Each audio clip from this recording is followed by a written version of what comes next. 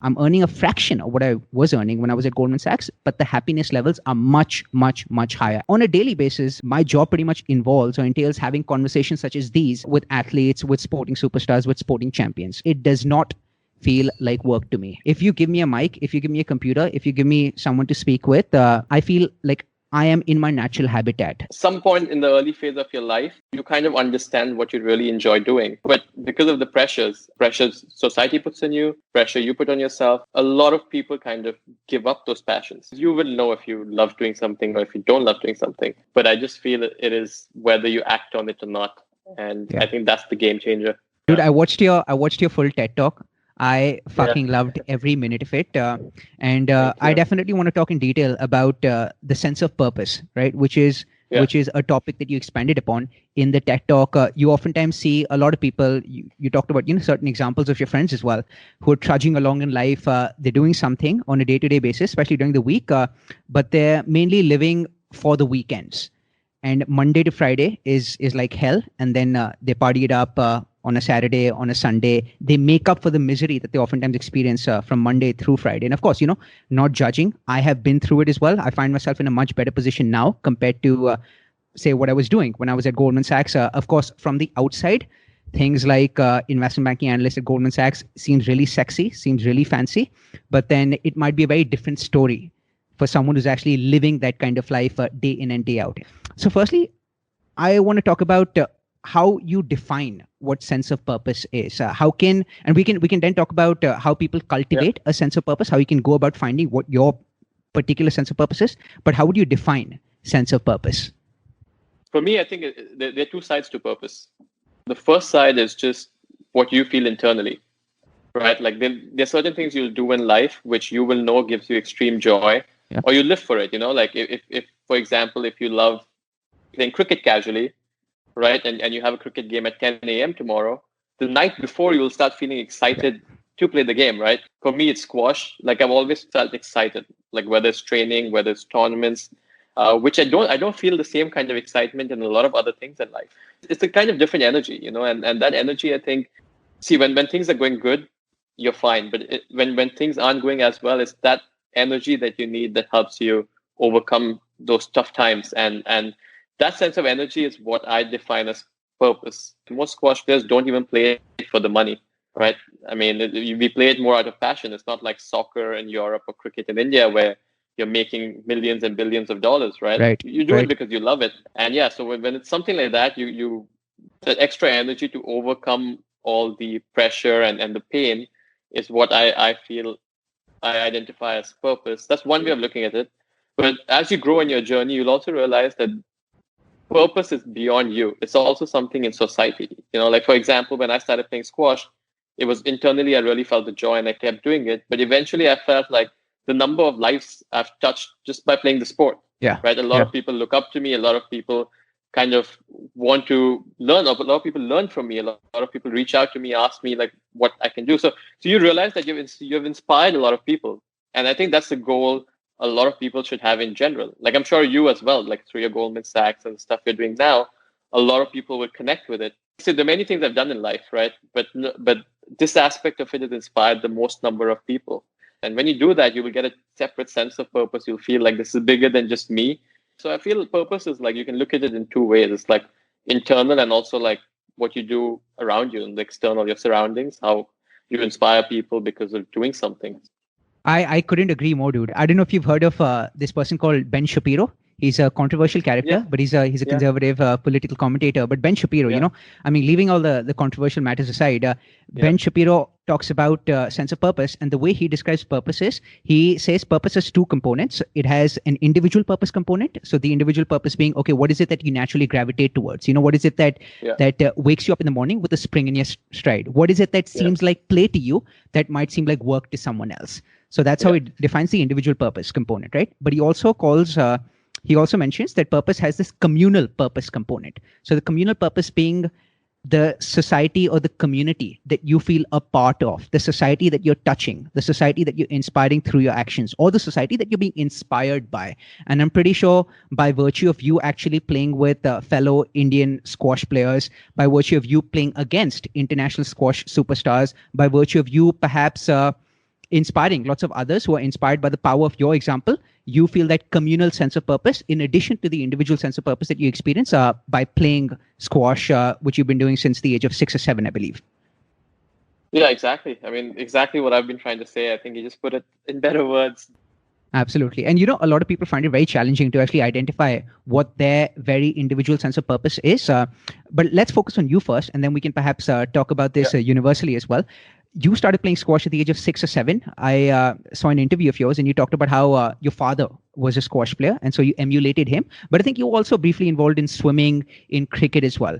And of course, you started all of these as a hobbyist, with no dream as such of becoming a squash player because you were a little kid. You were just playing for the fun of it.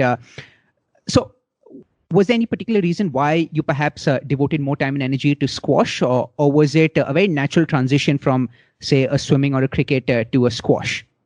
So I think two aspects to the squash part. One was as a kid, you just want to be like your dad, right? So for me, like he's been my hero, and he would not swim or play cricket. Squash was his sport. He would go to work and stuff, and whenever he had time, he would play squash at the clubs. So that was one aspect of it. The other aspect of it is I enjoyed it. As a kid, you don't understand it. I mean, if I had free time, like my mom would not tell me, you have to play cricket. She'll be like, okay, you do some activity. You're like 2 hours off, no homework, nothing for these next 2 hours. And I would just be like, I want to play squash. And something about the game fascinated me. So I started off with cricket and swimming. And then once I got into squash, so I used to do like 2 days a week cricket, 2 days a week swimming, and then once a week squash. And then slowly I started doing like 2 times squash and reduced the cricket, reduced the swimming. And then eventually it became like 3 times squash. And then it just became 5 days squash and there was no cricket and swimming. So it was more of a natural process. There was never a decision made that I'm going to play squash now. I basically had 2 hours to kill and I wanted to make the most of it. And squash gave me that happiness that cricket or swimming didn't give me at that point in time.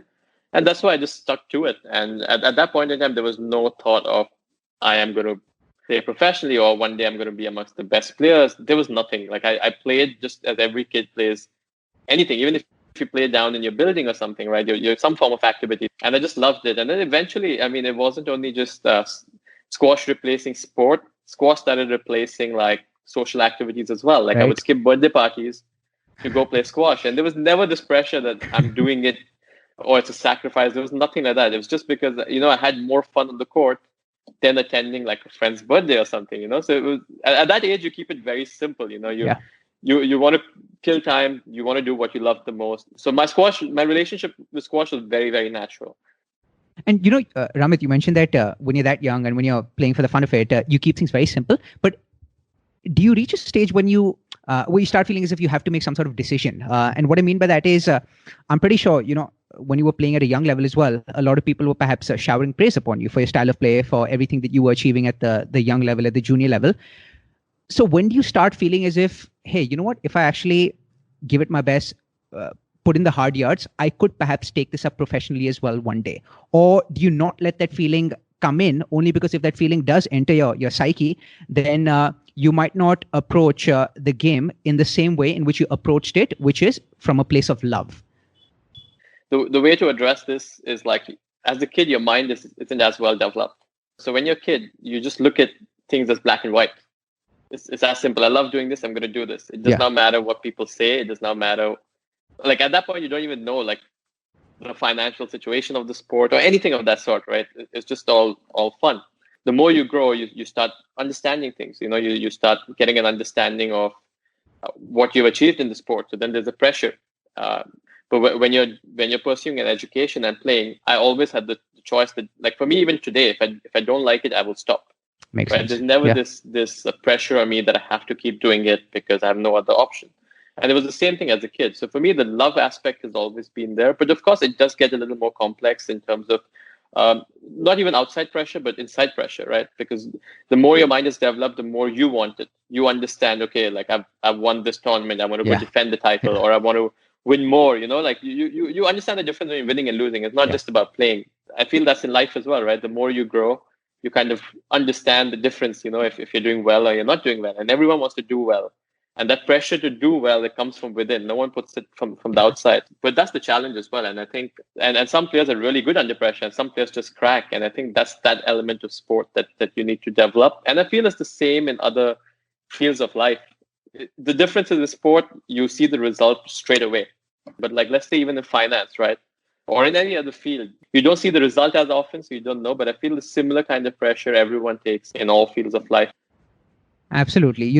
What you just spoke about reminded me of what I spoke about with Darren Ganga, former West Indies captain. And Darren mentioned to me that regardless of how well prepared you might be, a lot of athletes have to contend with the fear of failure. So sometimes what used to happen with him and happen with a lot of his West Indies teammates is that they might be in the dressing room, say they're playing against in Australia, right? A hostile bowling attack. They're in the dressing room. They have their backs against the wall. They're probably 70 for 4, 70 for 5. Find themselves in a very precarious situation. You're the batsman and you're about to walk out to the middle next. Then even if that batsman is mentally really prepared, he made sure that he got all his drills correct leading up to the match. But regardless of how prepared you might be, that fear of failure just enters. And it can either cripple you, or sometimes people can perhaps, channel it in a positive manner as well. And whatever anxious energy that they have, they can actually let it out in the middle in a positive manner. Of course, you spoke about distress. Distress can be debilitating. It can be very pernicious, but there's something called eustress as well. Eustress being the healthy kind of stress, perhaps the nervous excitement that you oftentimes feel. So if you could talk a bit about distress versus eustress and how do you ensure that when you are feeling nervous, you can still stick to your guns, you can still focus a lot, you can still deliver the goods when you're out there on the court? Yeah. I mean, see, firstly, fear of failure, I think you feel it all the time. As an athlete, you're really connected to your sport. And when you're really connected to something, it does matter to you. And it's basically you caring about something. That's pressure because you really love what you do and you want to be really good at it. And because you're so attached to it, that there is a fear that if it does not work out the way you want it to work out, you are going to be hurt. And that is basically what fear of failure is. And if you don't feel it, that's a sign I think you got to move on because then you don't care. Makes sense. Right? Yeah. So like if you don't have the fear of failure, you tend to be a little careless as a player, right? Because you don't care enough, and then you just go through the motions, and you don't have the desire to really win. And when you feel the fear of failure, it could go two ways. It could be useful because you're very alert and this means a lot to me, and I want to get it right, and that's where the determination comes from. Yeah. But at the same time, it could also be like a bit of over determination where you're like overthinking it. You also got to realize that sport is out of your control.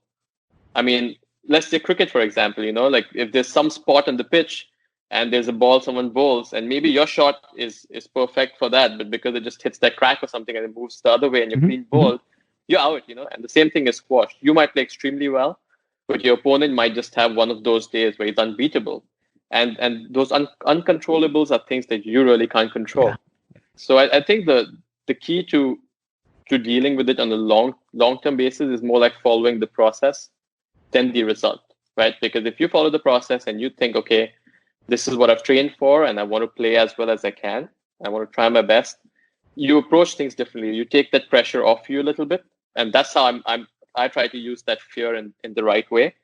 But there are times where you tend to feel the pressure. It's human nature to look at like the results, right? Even the Indian cricket team in the World Cup, right? When we lost to, I think, New Zealand. Yeah, in the semi-final. That was just pressure, right? So if superheroes like them can face it, every other athlete can. 100%. Right? And it's a challenge for us athletes, right? To kind of get it right, to kind of find the groove where we know how to channelize our thoughts. And I think that comes with experience as well. I don't think it's something you can just tell yourself today and fix tomorrow. Yeah. I think the best way to do it for the people who are struggling with it is to put yourself out there. If you're scared of competition, compete more.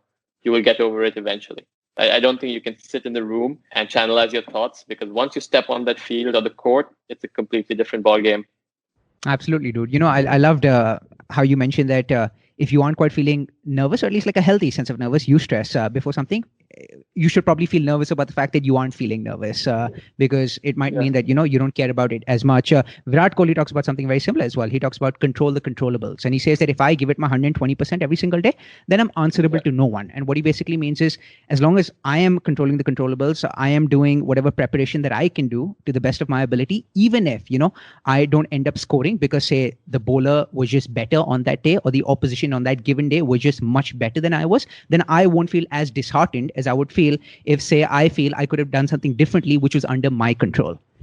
Yeah, exactly. Yeah.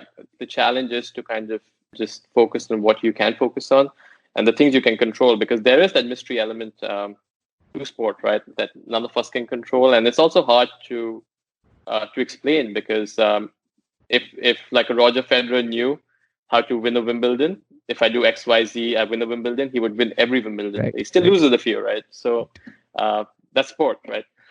And there's so many variables as well. You go from one tournament to the other, the set of variables keeps changing. So the circumstances that are actually served up to you keep changing, which is why, there's no short formulaic approach to doing this, which is what keeps you guys on your toes as well, makes it a challenge for you guys. You of course, playing with the Indian team, playing at lots of international tournaments. I'm guessing you probably work with sports psychologists as well a fair bit. You probably have a sports psychologist within the camp, within the contingent. So I'm guessing these discussions with these psychologists take place on a fairly frequent basis. Yeah, so we do work with a lot of sports psychologists, but I don't think a psychologist is going to teach you things. Yeah. You got to learn your lessons, and you got to go discuss it with him or her, and then she can help you with solutions, which you got to try out.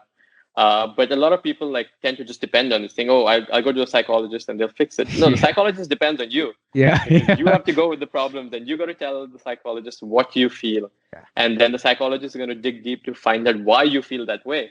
So the key is for them to be good at their job, you kind of need to give them a true understanding of what you're actually feeling, which is actually not that easy, because sometimes you feel the pressure and you can't identify why it happened.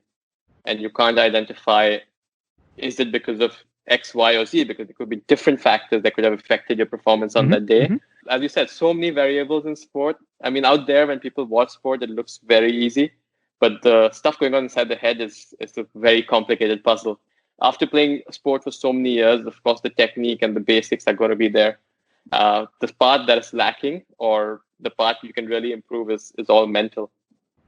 Dude, that's a beautiful segue to the next topic that I had in mind, which was self-awareness and self-knowledge, which, according to me, is the most fundamental, the most basic definition of spirituality. I know the word spirituality, because of how often it's used now, has become a bit trite. It's a very loaded word. But if I had to boil down spirituality and give you a very basic definition, I would call it self-knowledge and self-awareness. And this ties back to a discussion on sense of purpose as well, and we can get to that in a bit. But you talked about how you can get a much better sense of yourself, or much better understanding of yourself through experiences, right? So you go out there, you put yourself in the line of fire, and then based upon the experiences that you have, your judgment becomes much, much better, right? You can't really read books all day long, or perhaps just observe others doing it and feel as if, you can understand yourself better. You have to go out there, put yourself in the firing line. And so talk to me a bit more about understanding yourself, especially as it pertains to finding your sense of purpose. Because to me, if I had to perhaps use a different definition of sense of purpose, I would call it doing that one thing that best aligns with your very unique set of skills, strengths, and interests. So you have this intersection of your skills, your strengths, and your interests, and that intersection, that common area, is what your sense of purpose is. But you can only get to that sense of purpose once you have a good understanding of yourself. In other words, a good understanding of what your skills are, what your strengths are, what your interests are. So how can people go about cultivating or understanding what the sense of purpose is by virtue of understanding what is it that most aligns with the set of skills, strengths, and interests? To be very honest, I feel like it's something innate. You're kind of born with some point in the early phase of your life, you kind of understand what you really enjoy doing. Mm-hmm. But because of the pressures and because of so many things, those pressures society puts on you, pressure you put on yourself, a lot of people kind of give up those passions, right? Because see, it might not be the most lucrative thing of your life at that point in time, right? So people tend to just, especially in India, right, which is a very academically based society, people that like I have a lot of friends who have given up like music or sport in class 5 or 6 because they didn't want to. They were so focused on their education and they wanted to get like 90% in like grade 6 or 95% in grade 7. And the belief isn't there that you can probably balance both, or you feel like, what am I going to do in the field of music, right? Yeah. It's the education is more like the safer option. And plus, you had mentioned this in the tech talk as well. It might be a more lucrative profession, say following music, but it comes with a higher risk as well. So it's higher risk, higher reward. That's the financial analogy that you'd use. Yeah, the risk reward ratio. I mean, especially in India, you tend to do things which are less risky. Yeah, that's how our society is, and that's the reason why I feel. If you look at our hedge fund business or the investing business in India, it's not as developed as the US because people tend to think of it this way. They want to take less risk, and even if it's less reward, it's okay. But we don't want to take that kind of risk, and that's how our culture is. And I feel the same creeps into other aspects of society. So a lot of people know what they like doing, but they kind of shy away from it, right? And that's where the self-awareness part comes in, right? Like so many times I've been in the class and I've heard the teacher tell my friend, "You're not going to be Sachin Tendulkar. Focus on your education." I mean, I'm sure Sachin Tendulkar heard the same thing, but he did become Sachin Tendulkar, right? So I think a lot of people are going to be telling you a lot of things. Yeah. Right. And I think when it comes down to self-awareness, is like kind of removing all those thoughts being shot at you and then just listening to yourself. I think and I said this in the TED as well. I think we should not be affected by dogma, which is the term coined by Steve Jobs, where he said, like, don't let the opinions and thoughts of others influence your own decision making. Because once that creeps in, then you're not living life on your own terms. You're living on terms of someone else. And I feel like if you just follow yourself and follow your thoughts and your own mindset, you will kind of figure out what you enjoy doing. And I think that as a human being, we are able to do it. But just this noise around us kind of creeps in. Once you start believing in yourself and you just start focusing on your thoughts, listen to everyone. Don't take it seriously. Just hear them out, but don't let their vision kind of drive you away from what you're thinking and what you want to be. And it'll also help you make decisions, because you will kind of know, this I really enjoy doing, and you'll find a way to do it, even though it might not be, you might need to do another job on the side, because every profession is not going to pay your bills. I mean, you've got to accept that as well. And you will not just do something if it's not going to pay your bills, but then you got to find a way around it.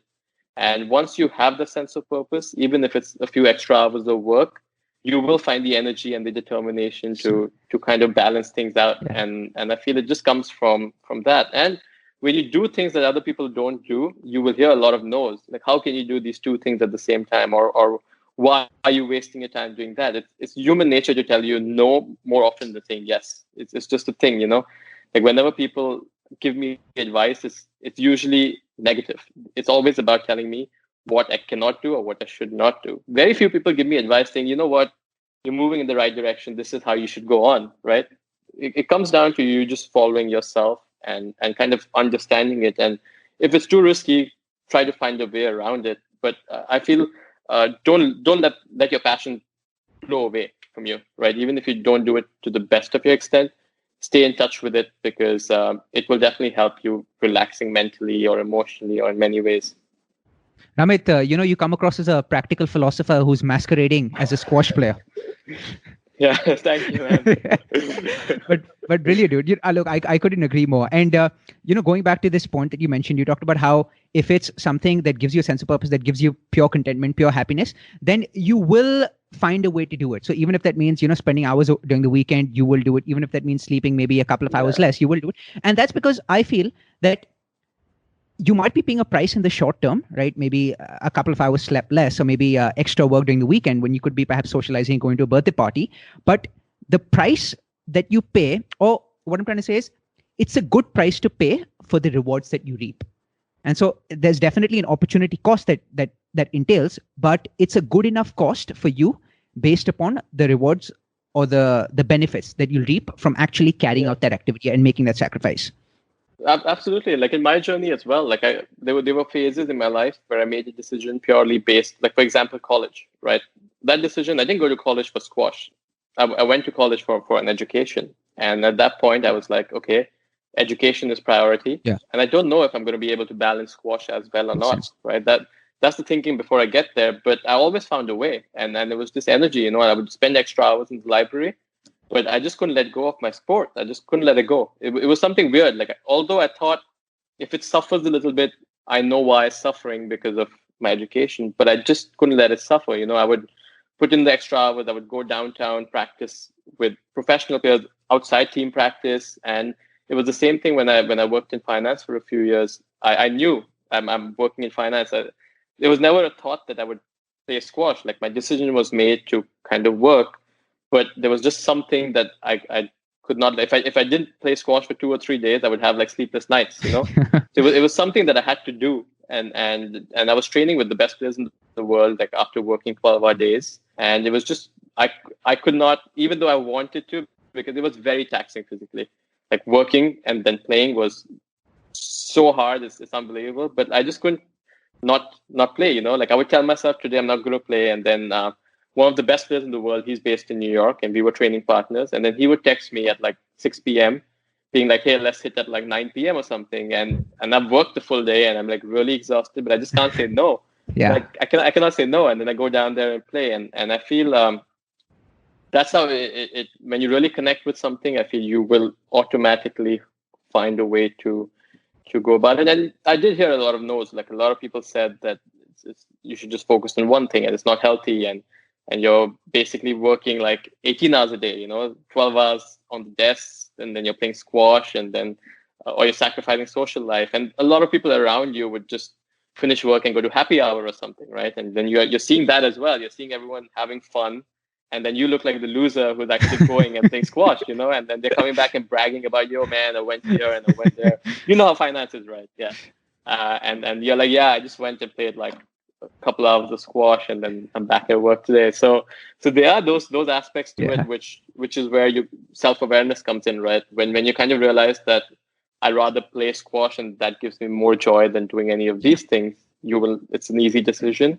But a lot of people don't realize that, because they get carried away by other people around them. And I feel like once you can distinguish between the two, you will also find your sense of purpose and what actually makes you happy.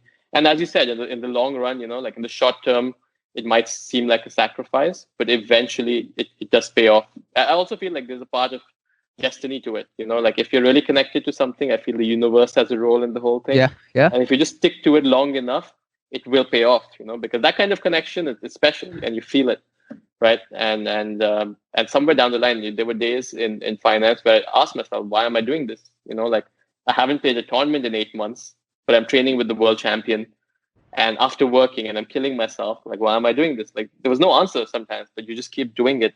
But eventually I jumped back into squash. So somewhere, had I not practiced during those 2.5 years, I would never be able to come back to squash. Makes sense.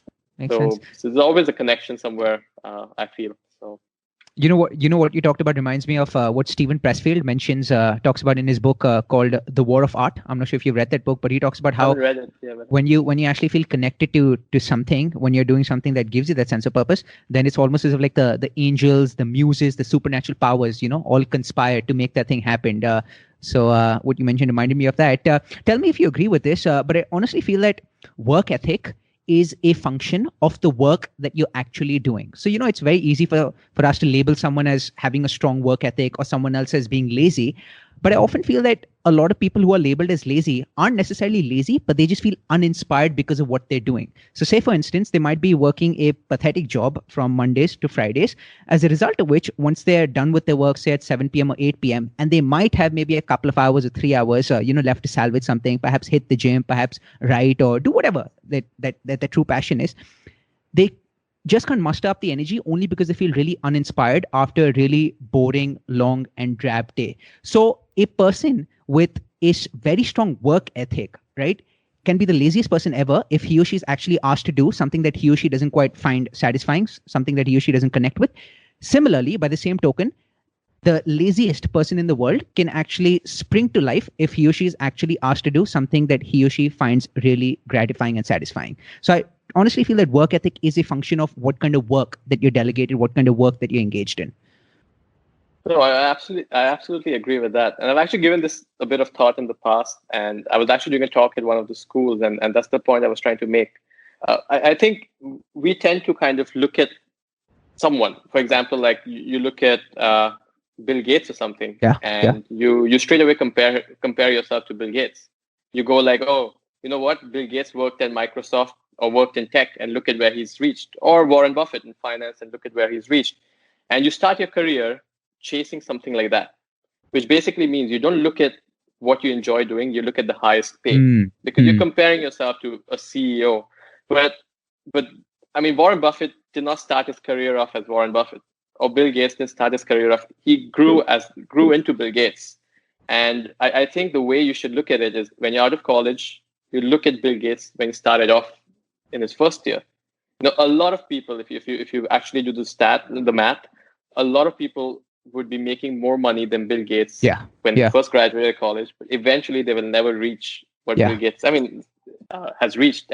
And I feel that's where people get it wrong a lot of the times. You're not willing to take a bit of a pay cut to do what you love in the short term, which in the long term will be more beneficial for you, because if you actually like it and you can actually really be good at it, no matter what field you're in, if you actually do amazing at it, you will even do better than being in the field, which might pay you great when you just start off. But eventually, if you don't grow in it as much as you want to, or you don't become a CEO or something, you might not be able to kind of beat the same pay scale. And that comes down to work ethic, right? Because if you do what you love, you're bound to do well at it because you're willing to put in the extra hours, and it does not feel like work. So if, let's say, people leave the office at 7, you might be there till midnight because it's just fun for you. And that will eventually pay off, right? But if you look at it, if you do something which pays you well right now, but you don't enjoy it, and at 5 p.m. you're already yawning and you're like, man, when is this going to end? You're not going to grow. Okay, you'll move from maybe analyst to associate, but you'll never make it big in that field. So people don't look at the big picture. A lot of people look at the short term and just compare things like, okay, this is like finance pays a lot, or this job is paying me more than this job, so I should take this job. But honestly, you are at the beginning of your career.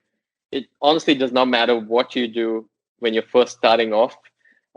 It's just going to be an experience anyway. So you might as well do something you really enjoy, and then you build up it. Because I also do believe, like, the younger you are in your career, or in college, or when you're in school, the more risks you can take, right? Yeah. Because failure does not mean anything to you. But like the higher up you grow in your field, failing comes at a cost, because you've created a name for yourself. There are other factors that are influenced by you succeeding or failing. But when you're starting off, there's nothing to really lose. And I feel that's what people kind of don't get right at times. But also I feel it's the way we portray the success stories, right? Society is, we all talk about successes, and we talk about people who have made it big, but we don't talk about the struggle behind making it big, right? Whether it's Federer, or whether it's Bill Gates, or whether it's Steve Jobs, all of them. If you want to cover the success, you cover the struggle as well, like how the company started and where it started, right? A lot of people just talk about the successes, and that kind of drives people. You want to be Bill Gates, but you don't realize the work that he's been through and the stuff he's done to get there. And I feel that's a big part of why people tend to just look at short-term success, because we all are looking at success. No one looks at failure. But I think even the most successful people have failed more than they have succeeded. Mm-hmm. And you briefly alluded to this in your TED Talk as well. As I say, it takes 20 years to become an overnight success. So a lot of people conveniently actually do not talk about those 20 years of toil, only because it doesn't quite fit the narrative. It doesn't quite make for a very dramatic story. Plus, I hate the fact that people also stress a lot or devote a lot of attention and importance to these vanity metrics. Vanity metrics being, okay, what was your GPA in college? What's your title when you're graduating from college? What kind of company you're working in?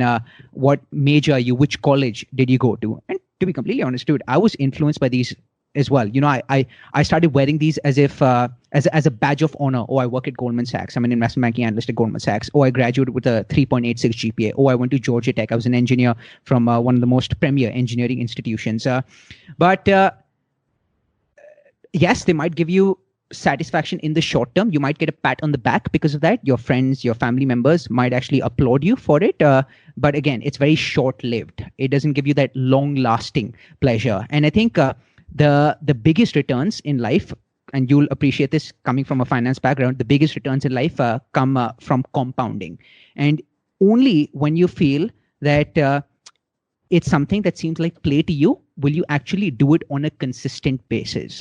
And when you're doing it on a consistent basis, then slowly but surely, you reap the compounding benefits of you doing something for a sustained period of time. And so you might be starting small, as you rightly pointed out. You might be starting here, right? You might have a flat line. But then when you pick up, when that inflection point does eventually come, then you see exponential growth versus someone who might be starting like this, right? And during the initial few years, he or she might be ahead of you, but there will come a stage, that inflection point, when you actually cross over and when you start experiencing exponential growth. And I think as long as you're willing to be patient during those formative years, then you can definitely pick it up after those initial few years. And I feel the other side to the whole thing is that success and failure, or being super successful, is not a birthright.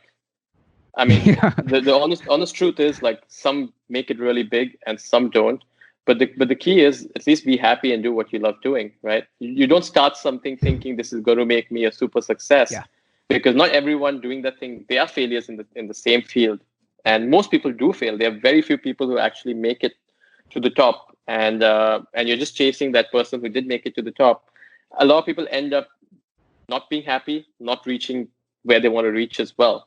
But you'd rather do something which keeps you happy throughout your life. And if you make it, well and good. And if you don't, you're still happy and you had a good time. Because at the end of the day, I think that is the most important thing, to kind of enjoy what you do and live a blissful life, right? And I feel that's why also I think people should kind of follow their passion of do something they really enjoy, than just doing something hoping to make it big at that thing. Because if you don't, then you're just miserable, you know? Absolutely, dude. I'll just give you my very humble example. Look, I'm earning a fraction of what I was earning when I was working at Goldman Sachs, but my happiness levels are through the roof, especially compared to what my happiness levels were like when I was at GS. So coming out of high school, I picked engineering only because I remember a teacher at La Martiniere mentioned to my mother that he has an aptitude for science, for physics, so he should do engineering. So I just blindly ended up picking engineering, did 4.5 years of engineering. Sometime in college, this was probably the start of my junior year, so my third year in college, I remember coming across, I'd taken a few finance classes, as free electives, and remember interacting with a few finance majors. And I just felt that, there was some swagger about these finance kids. And so I just felt in awe of them. And I felt that, maybe let me just pivot to finance. I had tried a Cisco internship. So I'd done engineering at Cisco. I hated that engineering internship. And so I thought about moving to consulting. So I did a consulting internship with PwC. I liked it way more than I liked my Cisco internship, but it still felt that I won't quite be doing justice to my strengths, skills, and interests as a consultant. And then I had those encounters with the finance kids and then moved on to finance. So I did an internship with finance and enjoyed that internship a lot more than I'd enjoyed my Cisco internship and my PwC internship, which was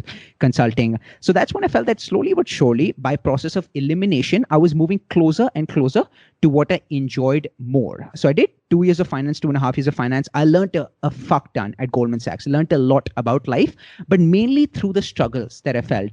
And I did really well in investment banking, but there came a stage where I started feeling as if by working in banking and by putting in the hard yards and working those 70, 80, 90-hour weeks, I still felt as if it could be my career, but it's definitely not my calling. Some people have a job, then you have a career, and then you have a calling. But I felt that, I don't see myself doing this for years. And then maybe a blessing in disguise, my H-1B visa situation didn't quite work out. So I had to come back to India. And that's when I felt it might be an opportune time for me to pivot to something else. I took 6 or 7 months off, did not do anything, only because this was like a period of self-discovery. I was away from the high-octane environment of investment banking and felt that this is going to be a good time for me to keep experimenting.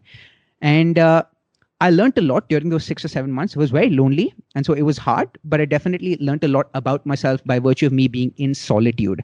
But then, you talked about how you have to pay the bills. And so after 6 or 7 months, I was like, I should be doing something. I can't just like sit around in the house, not do anything. And ended up picking a sales job only because I felt I'm a good conversationalist. I have this Goldman Sachs background. I have belonged to the advisory business. So let me pick something in sales. But again, I felt that, look, I enjoy the part when I'm having conversations with clients or prospective clients, but I'd rather be having conversations about sports, which is what I love, which is what my primary interest is, as opposed to be having conversations about finance, which I feel neutral about. It doesn't excite me as much.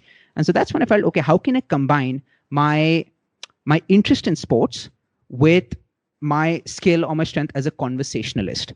And it just so happened, you could say I was lucky, but ended up interning with ESPN Cricket Info during the 2019 Cricket World Cup. And it was a 2-month internship, but the most happiest and the best experience of my life. And that then opened up lots of doors for me. Now I'm working at a startup, working as an anchor, as a presenter at a startup. And on a daily basis, especially during the lockdown, my job pretty much involves or entails having conversations such as these with athletes, with sporting superstars, with sporting champions. And trust me, Ramit, it does not feel like work to me. If you give me a mic, if you give me a computer, if you give me someone to speak with, preferably in person, but you can't do anything about the testing times that we're experiencing right now. When I'm having a conversation with someone, I feel like I am in my natural habitat. This is my element. And so it does not feel like work to me. And as I mentioned to you early on, I'm earning a fraction of what I was earning when I was at Goldman Sachs, but the happiness levels are much, much, much higher. At Goldman, the highs were very high, but the lows were also very low. But now I can truly say that the highs are substantially higher than the lows are low. Yeah. I mean, coming back to your journey, as I said, like a lot of people I also know, and in my TED as well, I spoke about my friends who kind of do their jobs and complain. And you were at the same phase where you kind of had the understanding that this is probably not what you enjoy as much. But the pressures of like having a job, the pressure that if I quit, what will others say? It is Goldman Sachs. It keeps you going, right? And I think at one point you had to make that brave decision where you kind of decided, you know what, it's fine. Let me go back home and I'll figure something else out. And I think a lot of people, when we talked about self-awareness, I said you kind of have a feeling of things, but you don't do it because of you're worried about the opinions of others around you. A lot of people feel that at different things they do. They know it. They know that maybe they're not enjoying as much, but it's paying the bills. And it's a great badge to have that, okay, I'm working here or I'm doing this, and they keep going with it. So I don't think the issue is being aware. People are aware, but I think the harder part is being brave enough to kind of cut the cord off and say, okay, here we go. And honestly, like if you are at Goldman Sachs and you have that experience, because that experience always helps. You might not have liked it, but as you're saying, you should also have the self-belief that if you cut the cord off, you are going to have a lot of other opportunities, especially once you have your education and the foundation is there. You will get a lot of opportunities to move on in life. But I think that bravery is what kind of makes the switch, right? And I feel the awareness is there because you will know if you love doing something or if you don't love doing something. But I just feel it is whether you act on it or not. And I think that's the game changer. And I think that's a good heuristic or a mental model as well. What you're avoiding the most is probably oftentimes what you should be doing urgently as well. What are your, I know a bit of this, but your future plans, what do you have in mind? Or are you just taking it one day at a time? Because I believe you've completely parted ways with the world of finance, right? I might get into I want to explore the investment space in India eventually.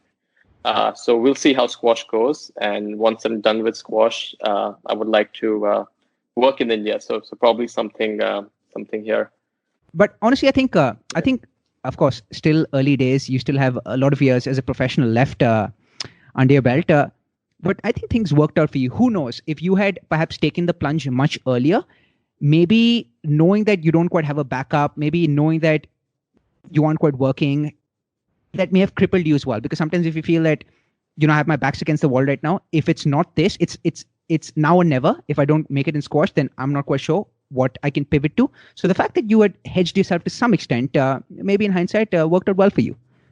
No, that's what I feel. I feel there is no right or wrong in kind of choosing what you need to do. And I feel the way I look at it is that for me, it was very important for me. Like a lot of people, I mean, this is a topic that does come up because, I mean, right now I just have 2 years of professional squash experience versus most other players in my ranking space have been on the circuit for like 10 or 12 years.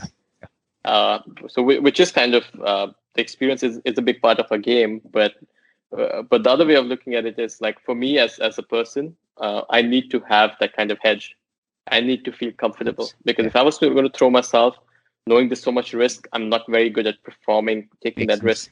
So that's how I look at it. And that's what I know about myself. But a lot of other people look at it the other way as well, especially in the field of squash. But for me, I think as an individual, you kind of need to be comfortable first before you can meet your performance levels at a sport or at whatever else you do. And for me, it is very important for me to have. And that's the reason I didn't do it after college, because I was thinking about it, but I also knew that that kind of pressure I'm not going to enjoy. Makes sense. And then if I'm not going to enjoy the pressure, I'm not going to enjoy what I'm doing. And that's why I actually chose finance in the first place. But yeah, so also there's another flip side to it, right? It also it's a disadvantage in a way in terms of experience, but it's also an advantage because you kind of know you have this kind of backup, which kind of gives you a bit of like less pressure. So a lot of other players, they're under a lot of pressure and they feel like their back's against the wall, but you kind of have that edge on them where you feel, you know what, you don't really have to take that enormous pressure. And for me, that works better. I'm not one of those players who loves taking, like, I don't like having my back against the wall. Some players love that and some people don't. So for me, personality wise, I'd rather be in a place where I feel comfortable. Helps me play better. So in looking at it from that point of view, I'm actually not disappointed that I didn't jump into it earlier. I'm still happy with my decision and the timing in which I decided to actually start playing. Absolutely. To each his own, to each her own. You took a decision based upon how you felt your personality would react to it. And as you said, there's some people who are very risk-taking. Some people who thrive in a do-or-die setting, but there are others who might need some sort of a backup. And that backup can oftentimes give you a very liberating feeling as well, which I'm pretty sure you experienced, which probably helped you on your performances on the court. And the last thing that I can conclude with is that given the broad nature of the experiences that you've had, with your academic background, with your squash credentials, I think you've also been able to maximize your life resume. A lot of people end up spending their entire lives trying to maximize or embellish their paper resumes, but I think your experiential CV is as important, if not more important, than your paper CV. And only once you actually have an expansive sort of life resume do you actually understand, okay, what is it that you want to gravitate towards? What is it that you don't like? And by virtue of using, say, the process of elimination, using the experiences that you have, you can actually cultivate better judgment. And once you cultivate better judgment, then you can make much better decisions in your life as well with regard to, what is it that you want to move towards? No, I absolutely. I kind of agree with that. I feel like overall, each experience has been very important for me. See, I mean, at every point in every stage after school, there was a time frame where my coaches at that point in time or the national team and stuff were like, I should probably do home college or something and take the sport professional. Like, but then I kind of decided to go to the US. After college, again, it was the point where I picked professional squash or at work. I chose work. So I feel like there have been times where I kind of had to make those decisions as I went along through the career path. But I feel like having the overall experience has been very helpful. And that's why you call me the philosopher. A while back, right? Practical philosopher. There's a difference between philosopher and practical philosopher. Yeah. You're a cut above the philosophers. But I feel experience is very important in growing you as an individual, which people don't tend to focus on. I think you focus on what you're doing right now a lot, but you don't look at the whole journey and the whole outlook of things. And I feel apart from building the resume, also like I feel every stage of my life has taught me different things. And it's also very interesting for me to kind of compare how people in different worlds think, how they function. So it's actually a very exciting space to be in, where you work in finance for a few years and then you're in the world of professional sport, and you're kind of seeing similarities between how people, the work ethic to a certain extent, and how people go about their life. And then you also see differences in the professionalism in both the fields, and there are different aspects to it. And apart from that, you grow as a person. You travel the world as an athlete. you have different experiences, and I feel which is also very important, right? At the end of the day, you want to, by the time you're 40 or 50, you want to, of course, people want to grow financially, but apart from that, you also want to grow in terms of experience and kind of live life to the fullest. And I feel it does give you, doing a bit of everything might help you in that sense in terms of gaining a lot of experience. But the other thing is also you need to connect to those things, because I feel true learning is only when it matters. Like when you're just doing something for the experience or you don't care about it, you're not really learning from it. It's a fun thing. It's like if you go to a nightclub, you don't really learn. You have fun and you leave, right? Because I do know a lot of people who just do things saying, "Oh, I'm going to grow in experience," but that's the excuse of saying I really want to have a good time. But then you don't tend to learn from that. But if you devote yourself to it, like when you were at Goldman or when I was in finance, like we didn't think that this is what we don't want to do. Yeah. We just did it because we thought this is what we wanted to do, and then we learned along the way. Right. So you learn from it, but you don't do something you don't want to do just to learn from it. You don't learn from it then. So that's the other part. Dude, I wish some of my relatives were actually listening to this, or maybe once the recording's done, I'll send this over to them, because the constant question that I was getting bombarded with, or I keep getting bombarded with, is that engineering पढ़ने के बाद तू ये क्या कर रहा है, या finance पढ़ने के बाद इतनी अच्छी job थी तो अभी ये क्या कर रहा है?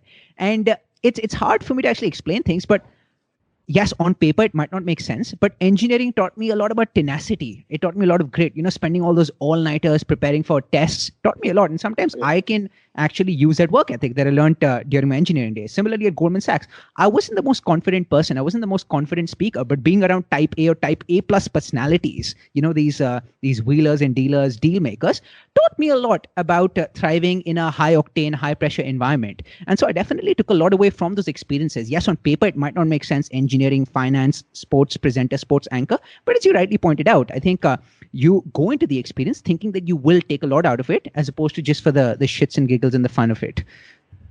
Yeah, I agree with that. As you said, like I don't feel like I remember any of the academic stuff I've studied or the deals I've done while I was working. But what I take back from it is the qualities that you could translate to other fields in life and even sport, like apart from the skills, because I have a lot of people who tell me, these skills you won't utilize in any other field, which is true. But you're talking about the physical skills. There's also a whole mental side to sport, which, and I feel in my whole life, sport has taught me a lot more than what school has, college has, or work has. Maybe I'm just more attached to it, and the downs hurt more, and the ups I get more excited. But I feel in every aspect, you tend to learn about like work ethic, and you tend to learn about factors that you could use in no matter what you do. And I feel when you come from a background slightly different, for example, if an engineer is at an engineering job, and then you have someone from some other background in the engineering job, I feel the guy who's from some other background has the edge because he brings a different perspective to things. And I feel that's what a lot of people look at today. You don't want everyone coming with the same perspective. I think you want people to have different perspectives as well. And I think every form of learning is good for you. I don't feel if you're an engineer and you do finance, I don't think you have not learned or you've unlearned what you did in engineering, because as you said, you develop different skills there. Of course, practical skills, but also a lot of mental and emotional skills that could be utilized in finance. And yes, I think in life, no matter what you do, you're always growing some form of skill set.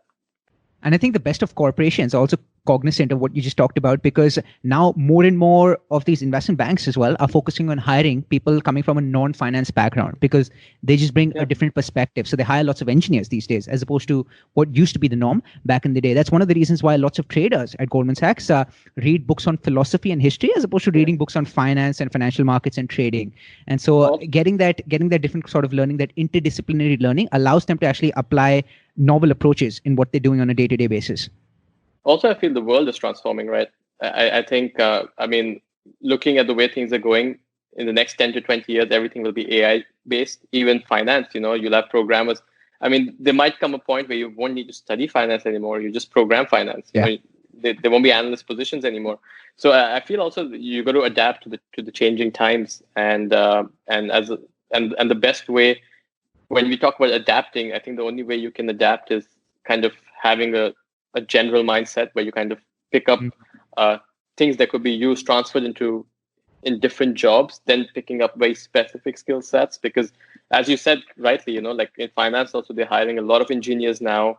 Healthcare investment has actually started hiring a lot of people from med school and stuff now, because Makes they sense. feel they have a better knowledge of than just hiring someone who studied finance but does not have the specifics of the healthcare industry. So there are different approaches now, and most importantly, like I tell everyone, and a lot of people tell me this as well, because it's something I was going through when I kind of chose squash. Like, what if I want to come back to working? Yeah. A lot of people told me this.